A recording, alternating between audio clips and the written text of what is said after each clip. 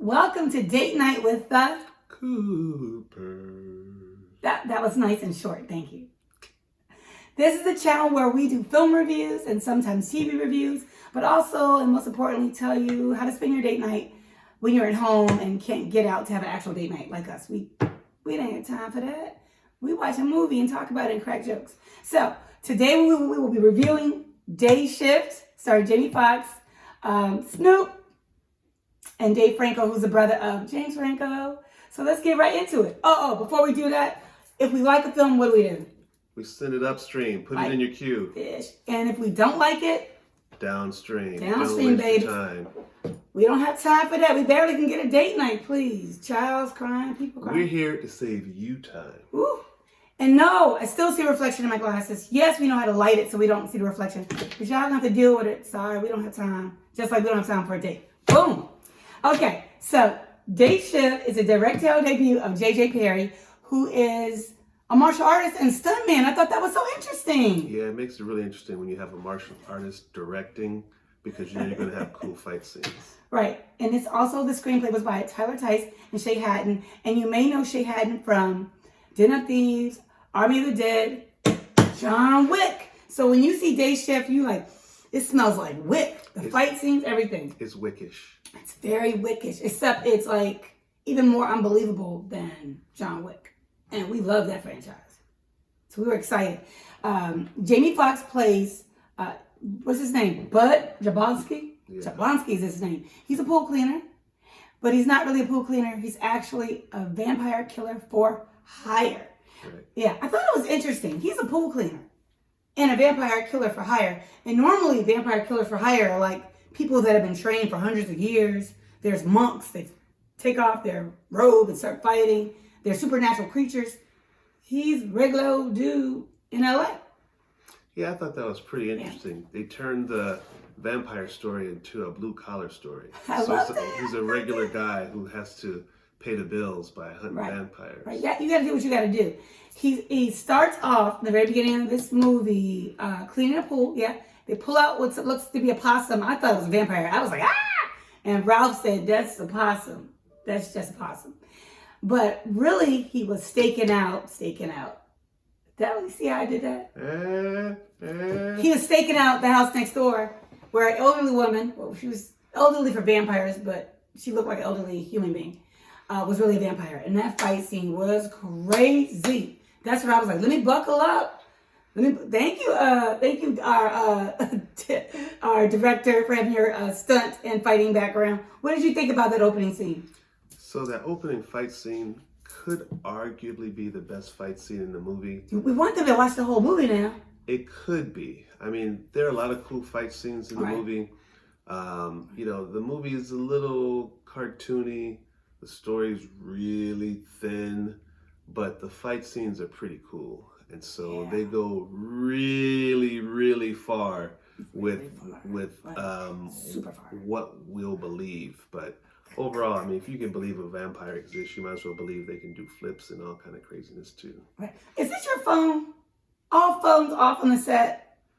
Work is calling. He's got, he has a job. We both work in the industry. Look, they're gonna have to wait 10 minutes. Sounds like money. Yeah, it sounds like. Well, look. Speaking of money, in this film, MEAGAN, I loved her hair. I love her. She plays Jamie Foxx's, Bud Jablonski's ex-wife. And she's about to move to Florida, which we just moved from. Yeah, a long time ago, right? So it feels like a long time ago. Wasn't that long. Moved from Florida. She wants to move to Florida because she can't afford to keep the house up. In the beginning, she's doing like DIY and all this. And their daughter wants to attend this private school, but they can't afford it. We know what that's like. Private schools are expensive in LA. Come on now. In Inland Empire and in Florida, but whatever. True. So he's like, he got to make this money. He's been kicked out of the vampire union because he had some questionable methods of capturing these vampires and taking out their teeth. That's the proof you killed them. You take the teeth out and they're able to get money from it. But he got kicked out. So his friend, who's Snoop plays his character, his friend, Big John Elliott, takes him back to the vampire union, and they both help beg his way back into the union so he can make some real money hunting these vampires. They give him the day shift. The union boss does not like Jamie Foxx's character. His name Ralph too in real life. Ralph Seeger. That's the actor plays. He did a good job. He doesn't like him. So he gives him a day shift because what vampires are out in the daytime? But they don't know that the vampires have this new sunblock and they can be out in the daytime, right? Yeah. And hopefully we're not telling you too much of the movie because you definitely should check it out. Yeah. You know, they've got a lot of cool fight scenes. They've got some cool deaths. But like I said, the story is really, really thin. You know, like almost where you almost... Thin as my shirt. Where you almost don't believe it.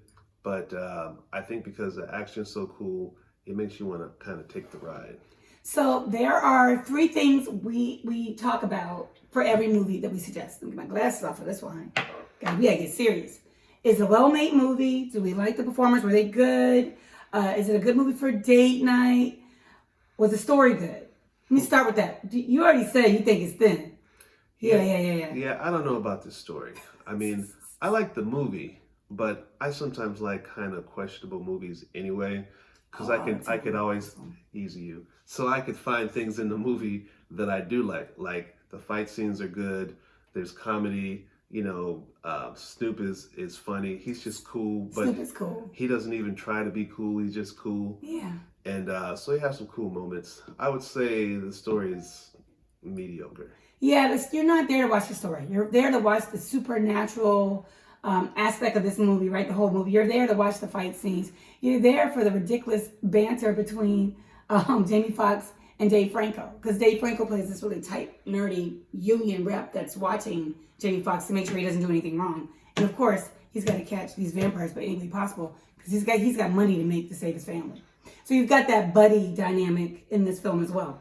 I will say there are a couple of things out. They don't need this in this story from what I can see, but maybe they'll use it for a part 2, like the fact there's like some type of caste system. There's different type of vampires.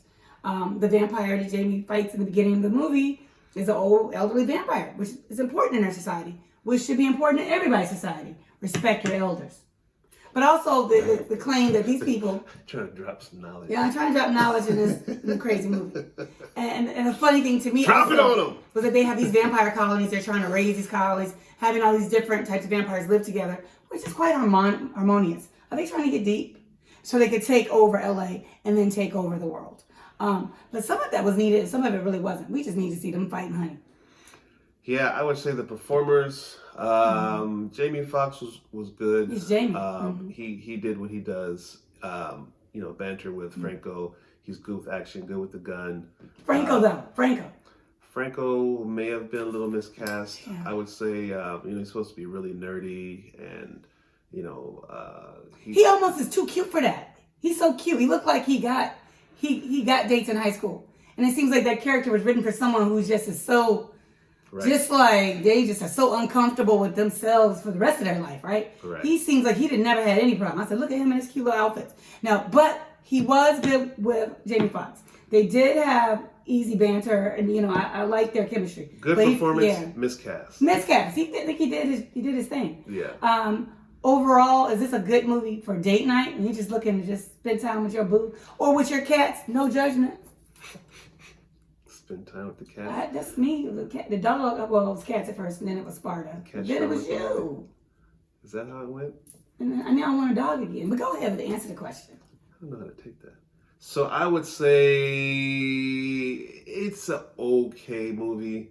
If you didn't watch it and you kept it going downstream, you would actually be okay. But if it's a Friday night and can't help it, work is calling. Go do your work. Go. I'm going to give it upstream because I think it's pretty funny. I think you guys will enjoy it. Just don't go there expecting, you know, anything more serious. This is not the Titanic or anything like that. So just go to enjoy yourselves on like a Friday or Saturday night. Hey guys, thanks for watching. Please subscribe. Thank you to everyone who has subscribed. We appreciate the support. Like, leave a comment, even if it's just an emoji. Let us know you care. All right, see you next time for the next review on Date Night with